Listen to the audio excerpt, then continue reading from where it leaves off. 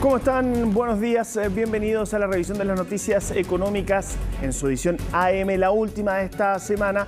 Por supuesto, aún nos queda la edición PM de Agenda Económica, pero comenzamos las revisiones de las noticias con lo que pasó ayer. Este dato que conocimos, una sorpresa bastante negativa para el IMASEC de diciembre, que terminó siendo una contracción de 1%, donde la mayoría de las estimaciones iban desde el 0% incluso hacia números positivos. No fue así, fue menos 0,1%, y eso de alguna forma terminó sepultando, se puede decir, esta posibilidad que se había abierto durante los últimos meses, cuando conocimos los datos de los últimos meses de 2023, de terminar el 2023 con un crecimiento nulo. No fue así, todo indica que terminaríamos el 2023 con un leve decrecimiento de la economía nacional, lo que da un débil inicio de 2024. Todo esto, las reacciones que dejó en análisis que hicieron desde el gobierno, en la siguiente nota. Con un fuerte tropiezo finalizó el año pasado la economía chilena, porque en diciembre no logró repetir los positivos datos de actividad de los 3 meses anteriores. La contracción de 1% anual que mostró el IMASEC del último mes del año no fue prevista por nadie en el mercado. El dato se explica porque las cifras rojas se repitieron en la mayoría de los sectores económicos. El IMASEC es el mejor termómetro del funcionamiento de nuestra economía y lamentablemente diciembre cierra con una contracción del 1%, fuertemente incidido por la caída del comercio en un 3,8% y la producción de bienes de un 3,2%. Y si bien los últimos IMASEC habían abierto una puerta a un posible crecimiento nulo, es decir, evitar la temida contracción, diciembre echó por tierra esa alternativa y ahora todo indica que 2023 cerraría con una caída del PIB de 0,2%. Por supuesto que están lejos de lo que deseamos, pero no cambian la lectura de lo que ha sido el conjunto del año, en cuanto a que el 2023 fue un año en que la economía tuvo un ajuste muy profundo, pero que sin embargo no se tradujo en una recesión, menos todavía en una recesión seria como la que muchas veces se anticipó. Las últimas caídas anuales del PIB se remontan a 2009, en plena crisis financiera mundial, y más cerca a 2020, cuando la pandemia del COVID-19 desató desequilibrios macroeconómicos en todo el mundo.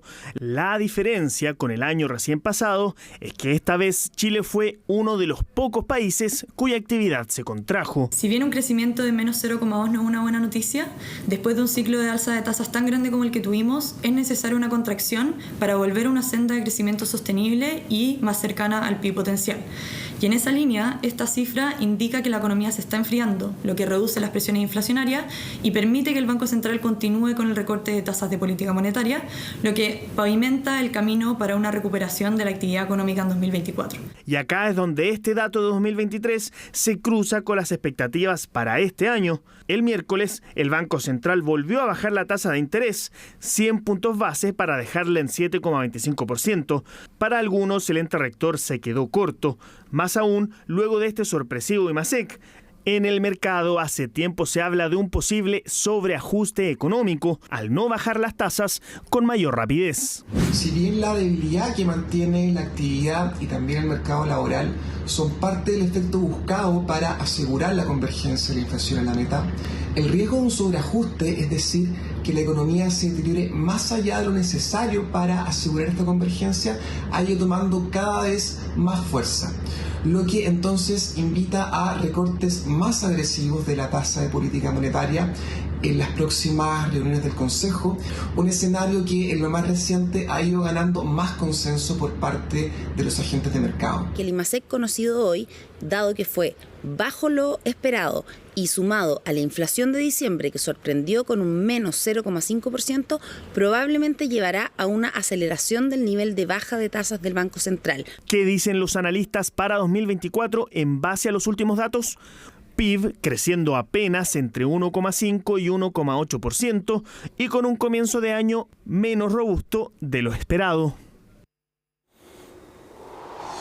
Vamos a pasar a revisar cómo quedó finalmente conformado este 2023 que ya pasó, con los índices de actividad que finalmente vimos durante todo el año, y acá se ve claramente lo que el ministro Marcel ha señalado varias veces, lo dijo en la nota anterior, el año de ajuste. Y vemos principalmente durante la primera parte del año estos IMASEC todavía de la actividad proveniente de la pandemia deprimida, con varios IMASEC negativos, y esta sorpresa que se dio en julio, esto también coincide con el inicio de los recortes de la tasa de interés. En agosto volvimos a tener bajas y desde septiembre en adelante ya empezamos a ver estas cifras positivas que, como yo les comentaba, fueron las que habían comenzado a dar esta luz de que nuestro país, la economía chilena, quizá podía evitar este crecimiento, este decrecimiento. Finalmente no fue así, gracias a ese 1,0% negativo en diciembre. Y esto, si lo analizamos trimestralmente, también podemos ver claramente cómo se refleja este año de ajuste, con una diferencia clara entre el primer y segundo semestre. ¿A qué me refiero? Porque el primer semestre, como ahí lo ven ustedes, terminó con un PIB trimestral de menos 0,7%, una contracción importante para el primer trimestre del año. Similar al segundo trimestre, menos 0,8%. Durante todo este tiempo, hay que recordar, estuvimos también, fue paralelo a las tasas de interés en niveles de 11,25%. Y ya en el tercer trimestre empezamos a ver esta recuperación que finalmente terminó siendo de 0,6% de crecimiento de PIB en los meses de julio, agosto y septiembre. Y si bien todavía no está definido cómo terminará el último trimestre del año, todo indica que terminaría alrededor del 0,2% de crecimiento, un crecimiento leve, y esta ecuación finalmente daría este decrecimiento de 0,2% aproximadamente para el año 2023. Esa es la situación en la que estamos comenzando este año, que ya la economía debería repuntar levemente, pero sabemos que la tarea todavía está lejana y hay que ir acelerando el tranco en todos los ámbitos de la economía. Yo ahora quiero pasar a revisar una noticia que le va a importar a muchas personas en nuestro país, porque no solamente afecta directamente a un sector de la población como es la tercera edad, sino que se enmarca en una de las discusiones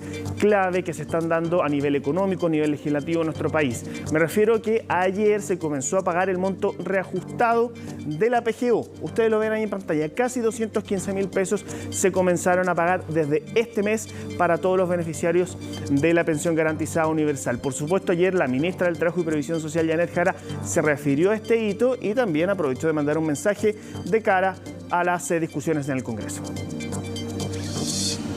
Bueno, actualmente hay más de 2.150.000 beneficiarios de la PGU que están recibiendo todos los meses este aporte estatal y que complementa, ¿cierto?, las pensiones que son muy bajas que vienen de su AFP, en particular en el caso de las mujeres, una pensión mediana que viene de su AFP de 38.000 pesos, se le suma a la PGU y en definitiva de lo que las personas terminan, ¿cierto?, viviendo, subsistiendo. Se reajustan a 214.000 casi 215.000 pesos aproximadamente a partir del 1 de febrero, pero lo relevante aquí es tener claridad que para poder subir la PGU a 250.000 pesos y hacerla realmente universal, se necesita un financiamiento permanente en el tiempo.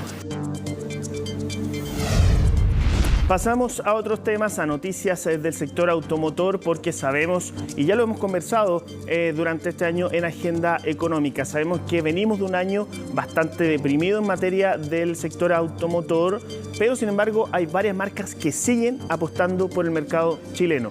Y una de ellas es una de las marcas, o quizá la marca símbolo de la electromovilidad. Me refiero, por supuesto, a Tesla, que ayer comenzó a vender sus modelos acá en nuestro país. En CNN fuimos a conocer estos vehículos y de qué se trata, cuáles son las novedades que trae, cuáles son los precios. Todo eso lo reportó Ignacia Sánchez. Me encanta. Es genial, es genial. Son la nueva atracción del mundo automotor. Tesla ya está en Chile y por primera vez abre sus puertas en Sudamérica. Un hito y gran paso para la electromovilidad. Yo personalmente lo considero que es el evento del siglo.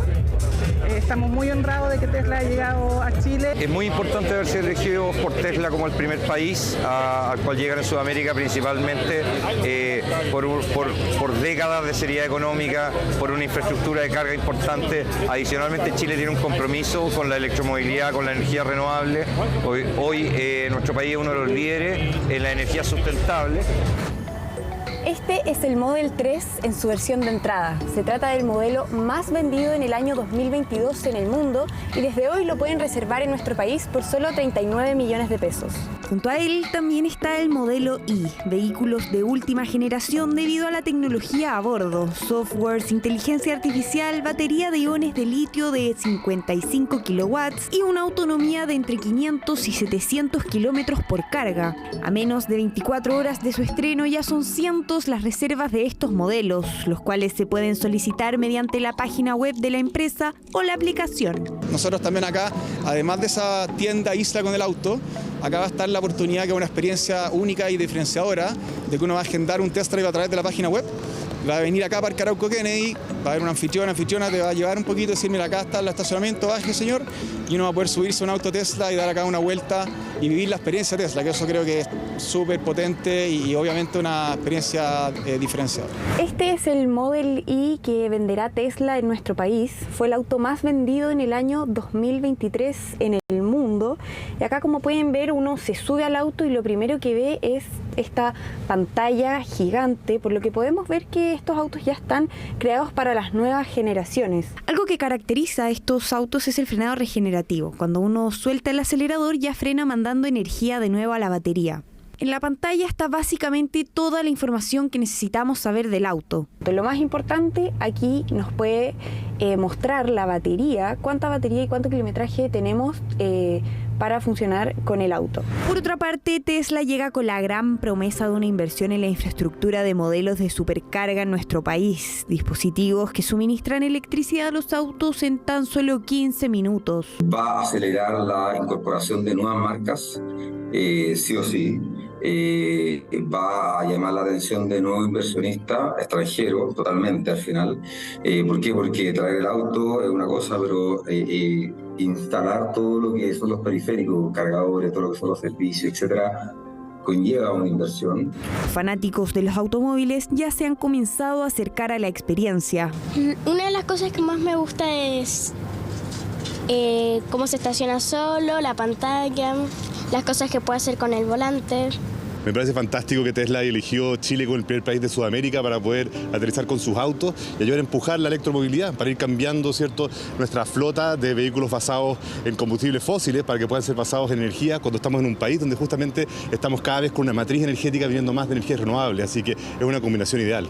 Lo he visto siempre en las películas, en las series, la tecnología es increíble. Aterrizaje de una marca icónica, considerada en la industria como el catalizador de toda la transición en la electromovilidad en el mundo, y en el segundo trimestre de este año ya podremos ver los primeros Tesla circulando por nuestras calles.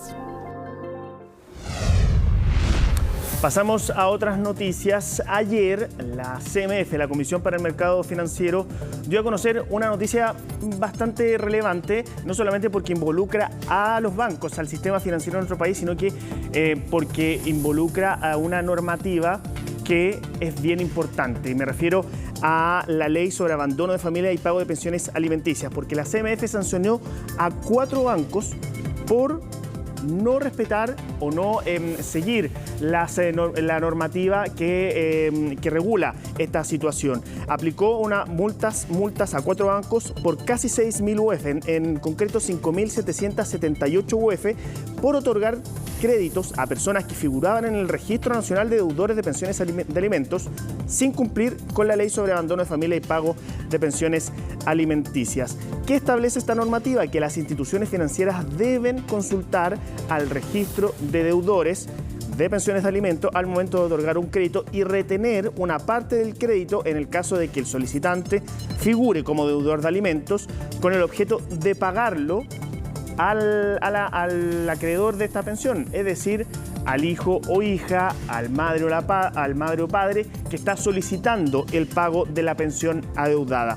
¿Cuáles son los bancos multados por esto? El Banco Estado, con una multa de 3.600 UF, Banco Santander de más de 1.900 UF, el Banco Consorcio con 62 UF y el Banco Ripley con multas de 84 UF. En total, prácticamente casi 6.000 UF. Las infracciones sancionadas afectan a los acreedores de pensiones de alimentos, ya que al no efectuarse las retenciones, dicen de la CMF, no recibieron los dineros adeudados en la oportunidad correspondiente. Una noticia que me parece bien relevante para que las instituciones de nuestro país comiencen a ponerle ojo a este tipo de normativas que son muy relevantes para tantas familias que están esperando estos dineros y por eso es tan importante cumplirlas. Nosotros vamos a una breve pausa acá en Agenda Económica, pero ya volvemos con más informaciones.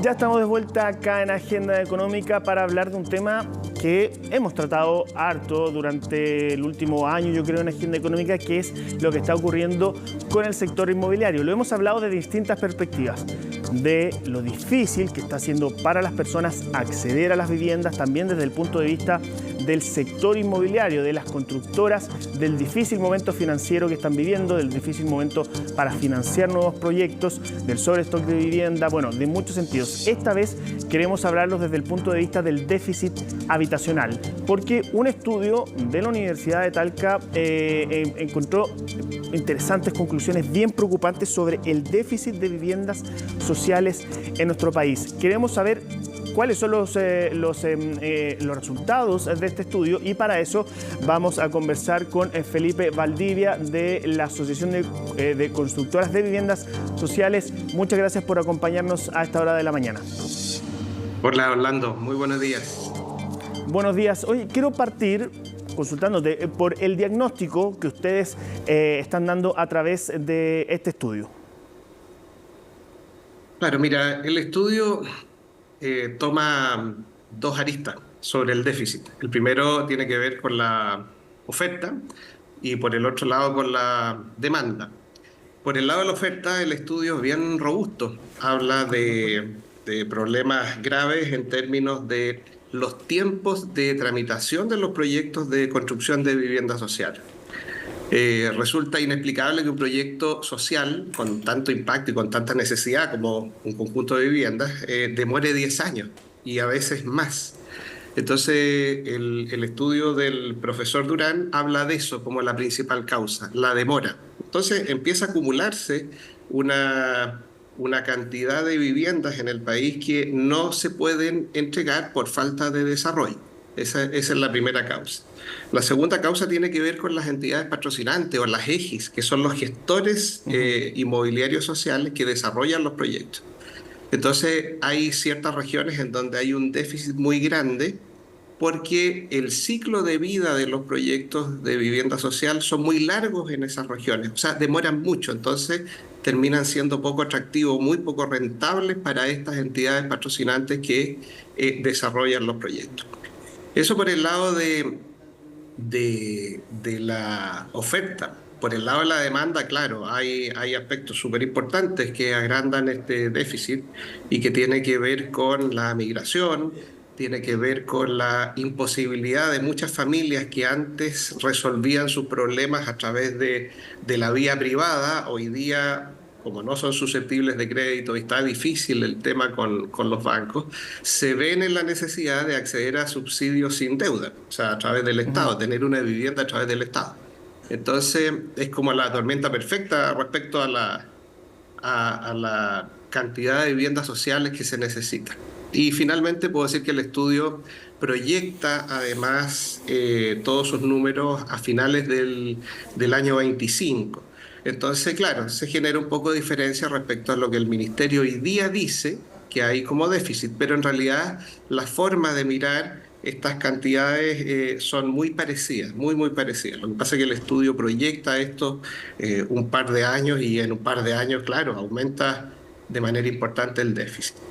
Felipe, tú hablabas ahí de 15 años de un ciclo de vida de uno de estos proyectos de viviendas sociales. ¿Dónde están estos principales nudos? O sea, llama la atención un tiempo tan extenso donde las condiciones sociales de las personas que pueden acceder a esas viviendas pueden cambiar mucho, las condiciones de financiamiento de esos proyectos pueden cambiar radicalmente en ese lapso de tiempo. ¿Dónde están esos nudos que hacen que un proceso de desarrollo de un proyecto de viviendas sociales se termine demorando 15 años? Claro, mira, la estadística, el promedio es del orden de 7,5, 7,8 años, si mal no recuerdo. Eso es lo que el Ministerio declara que demora un proyecto, desde que las familias se organizan hasta que se entrega la vivienda. Bueno, el término permisología hoy día está en boga, lo escuchamos a cada rato. Y claro, tiene mucho que ver con eso, porque las partes involucradas en un proyecto social, en un desarrollo social, son muchas. Entonces, cada una de las partes involucradas, cada una de las etapas debe ser reducida a la mínima expresión, y eso habla de una gestión público-privada, una colaboración pública-privada. Y hoy día existe un déficit. Es difícil apuntar a una sola causa, culpar a una sola parte. No, es el grupo completo de los que estamos involucrados en esto que demoramos mucho. Ahora, hay una mirada alentadora respecto a esto. El Ministerio ha tratado de disminuir los plazos haciendo gestiones internas en el Estado, digamos particularmente en el Ministerio, que hace que esto tienda a disminuir. Y por otro lado, el privado también, o sea, quienes abastecemos de vivienda, también estamos dando una mirada, por ejemplo, a la industrialización, a la prefabricación, de manera que los plazos de construcción también se disminuyen. Entonces, las ideas en general están apuntando hacia el lado correcto.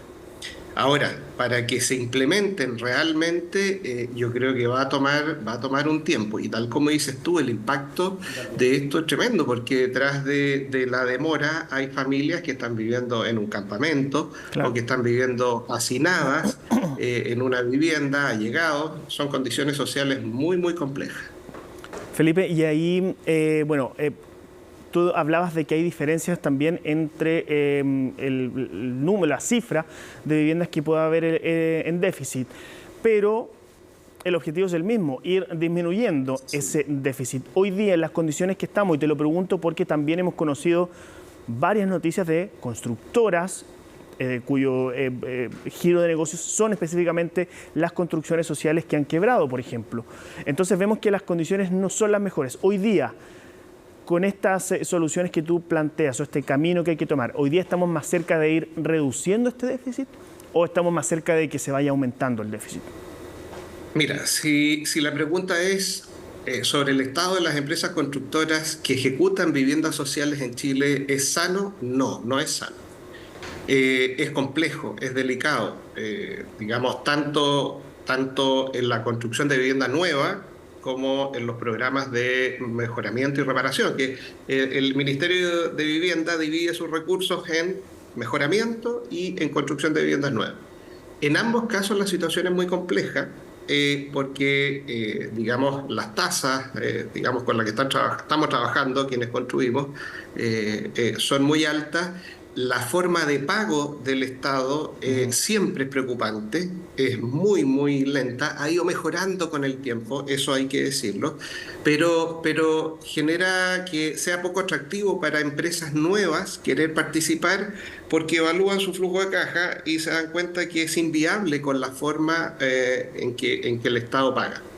Entonces, hay factores que hoy día hacen que sea muy, muy complejo y que haya, incluso lo dice el estudio del profesor Durán, que hay poco incentivo para que nuevas empresas, tanto entidades patrocinantes como empresas constructoras, participen en los proyectos de desarrollo social. Entonces, no estamos en un buen pie hoy día. Y tiene que ver mucho con la forma en que se paga y la cantidad en que se estima la rentabilidad de los proyectos.